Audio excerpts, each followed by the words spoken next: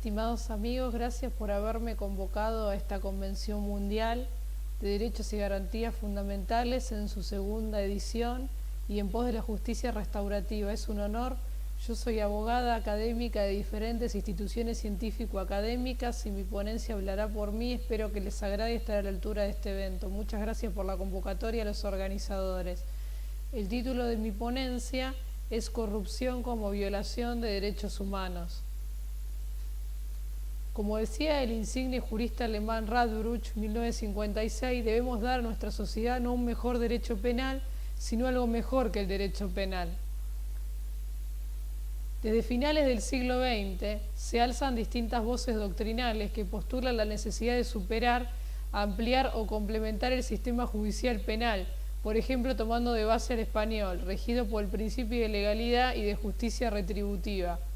En este sistema, los poderes públicos están obligados a actuar procesalmente cuando tienen noticia de la comisión de unos hechos delictivos, además de estar fundados en la pena y el castigo al culpable.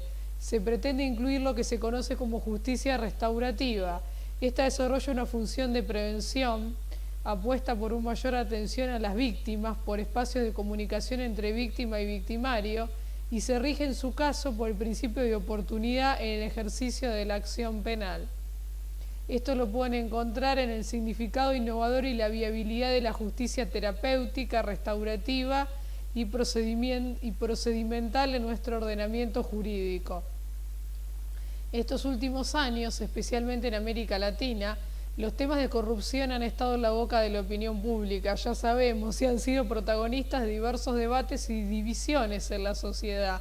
La gobernabilidad permite que estos temas dejen de ser prohibidos y permitan un sano y positivo tratamiento para mejorar las políticas públicas, que es destinatario final el ciudadano, el soberano. La democracia la realizamos y consensuamos entre todos. La corrupción es un asunto tratado por las instituciones financieras, agencias gubernamentales, agencias de financiación bilaterales, organizaciones internacionales, organizaciones no gubernamentales, ONGs y los profesionales del desarrollo. Se han comprobado empíricamente las causas de la corrupción y sus impactos en el nivel del desarrollo humano. Se han investigado las instituciones y los procedimientos administrativos. Los países han negociado y han firmado tratados internacionales contra la corrupción. El Programa Global contra la Corrupción de la Oficina de las Naciones Unidas contra la Droga y el Delito, UNODC, ha actuado como un catalizador que ayuda a los países en la implementación de la Convención de las Naciones Unidas contra la Corrupción, CNUCC, Transparencia Internacional, TI y otros actores sociales. Han creado un gran fórum para la discusión y la defensa contra la corrupción en sus variadas formas. Ha surgido una coalición internacional de ONGs que desafía la corrupción desde abajo. Sin embargo, la corrupción sigue siendo un reto, a pesar de incontables diagnósticos de políticas, de campañas públicas para crear conciencia y de las reformas institucionales y también legales para mejorar la administración pública. Las investigaciones muestran que la corrupción continúa floreciendo. De hecho, las encuestas de opinión sugieren que el público es ahora más pesimista que antes ante la posibilidad de su erradicación. El combate contra la corrupción requiere de esfuerzos colectivos potentes desde diversos sectores de la sociedad que actúan en forma coordinada. La corrupción y los derechos humanos, estableciendo el vínculo, lo pueden encontrar. Bueno, analizando el vínculo, si analizamos los vínculos entre la corrupción y los derechos humanos, suponiendo que si la corrupción surge donde existe la inclinación y la oportunidad, un enfoque desde los derechos humanos puede ayudar a minimizar las oportunidades para el comportamiento corrupto y posibilitar que aquellos que son corruptos puedan ser capturados y sancionados debidamente. Este enfoque de derechos humanos también centra la atención en las personas, que por su vulnerabilidad tienden a sufrir una desventaja desproporcionada cuando son víctimas de la corrupción. Brinda un enfoque de género y ofrece pautas para el diseño y la implementación de políticas anticorrupción. Si se demuestra que la corrupción viola los derechos humanos, puede influir en el aumento del apoyo público anticorrupción. Si los individuos son más conscientes del daño que la corrupción causa a los intereses públicos e individuales y toman conciencia del daño que puede ocasionar hasta la forma menor de corrupción, estarán más dispuestos a apoyar las campañas y los programas para prevenirla. Esto es importante porque a pesar de la fuente retórica, el impacto político de la mayoría de los programas anticorrupción lamentablemente ha sido muy bajo. La identificación de los vínculos específicos entre la corrupción y los derechos humanos puede convencer a los actores clave, funcionarios públicos, parlamentarios, jueces, fiscales, abogados, empresarios, banqueros, contadores y los medios y el público en general para que encaren con mayor rigor la corrupción. Esto puede suceder incluso en aquellos países donde referirse a los derechos humanos puede ser un asunto sensible. Los estándares de derechos humanos, como se establecen los principios tratados internacionales y las legislaciones nacionales, imponen obligaciones a los estados. Un análisis de derechos humanos específico ayudará a identificar quiénes pueden legítimamente reclamar cuando ocurren actos de corrupción y proteger a aquellos que sufren perjuicios a causa de ellos.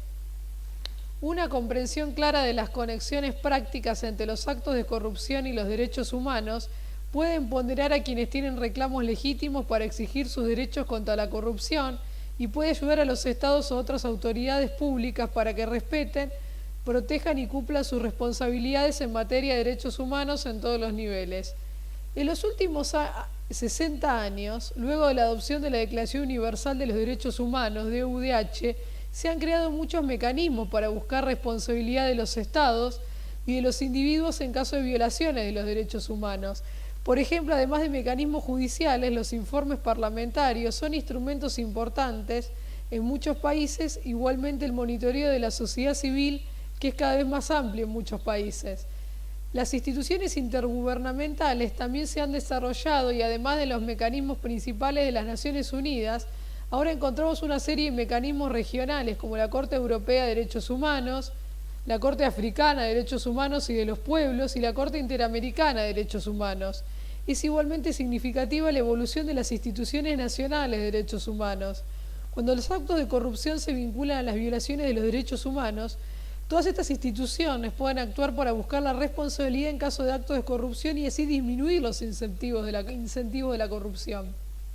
Aunque los mecanismos de derechos humanos no sustituyan a los mecanismos tradicionales contra la corrupción, principalmente a la justicia criminal, estos mecanismos pueden dar visibilidad a los casos de corrupción, pueden forzar a un Estado a que emprenda acciones preventivas o pueden disuadir a los funcionarios corruptos de un mal ejercicio en sus funciones. Por lo tanto, pueden ayudar a crear conciencia y tienen un efecto persuasivo. El sistema de los derechos humanos enfatiza el deber de dar protección prioritaria a los grupos vulnerables y desventajados contra abusos. Así, los derechos humanos tienen principios transversales, en especial los relativos a no discriminación, la participación y la responsabilidad, que buscan empoderar a aquellos que se encuentran en una situación de desventaja. El sistema de los derechos humanos requiere que los estados apliquen seriamente estos principios. Las comunidades no deben ser consultadas en forma superficial. Por ejemplo, la corrupción y los derechos humanos, estableciendo el vínculo. En esa cita, se le debe permitir y estimular una participación activa en los esfuerzos para combatir la corrupción. Desde el punto de vista de los derechos humanos, los gestores de políticas públicas deben preguntarse de qué manera el diseño y la implementación de los programas anticorrupción afectará a las personas marginadas o víctimas de discriminación social o en desventaja en algún otro aspecto. Adherirse a los principios de los derechos humanos implica identificar y superar obstáculos, tales como diferencia lingüística y cultural, racismo, discriminación de género, que hacen que estas personas sean especialmente vulnerables a la corrupción, como hemos dicho. Aunque pareciera existir acuerdo en que la corrupción tiene impactos concretos específicos en los grupos más vulnerables o desventajados de la sociedad, la incorporación de criterios de vulnerabilidad y género en el diseño de programas anticorrupción es aún limitada y excepcional. Utilizar plenamente los derechos humanos puede ayudar a fortalecer estas dimensiones de las políticas públicas en principio de no discriminación, puede ser especialmente útil como guía para alcanzar este objetivo. De conformidad con los tratados internacionales contra la corrupción, las medidas anticorrupción deben ser compatibles con los principios de los derechos humanos y no deben afectar los derechos de aquellos que están implicados. Sin embargo, los tratados ofrecen muy pocas orientaciones sobre cómo los funcionarios públicos deben conciliar su compromiso para combatir la corrupción con su obligación para promover y proteger los derechos humanos. Analizar los programas anticorrupción desde una perspectiva de derechos puede ayudar a los estados a cumplir con sus obligaciones en materia de derechos humanos en el diseño e implementación de las leyes y los procedimientos para investigar y sancionar en los casos de corrupción.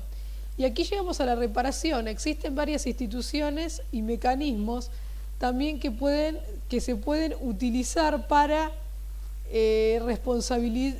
responsabilizar a los estados, como ya hemos dicho, las cortes internacionales. Además se pueden establecer vínculos entre los actos de corrupción y las obligaciones. Cortes internacionales como la Corte Europea, la Corte Interamericana o la Corte Africana, como hemos dicho anteriormente. Y los mecanismos internacionales de derechos humanos, tales como los órganos de tratados y los procedimientos públicos, no pueden sustituir, pero sí complementar el proceso de acusación penal. También se podría utilizar este tipo de prácticas legales para un mayor acceso no solo a la justicia, sino a justicia y un acceso equitativo al servicio público. En estos casos, fundamentalmente estableciendo y focalizando la violación de derechos humanos y creando conciencia, como decíamos anteriormente.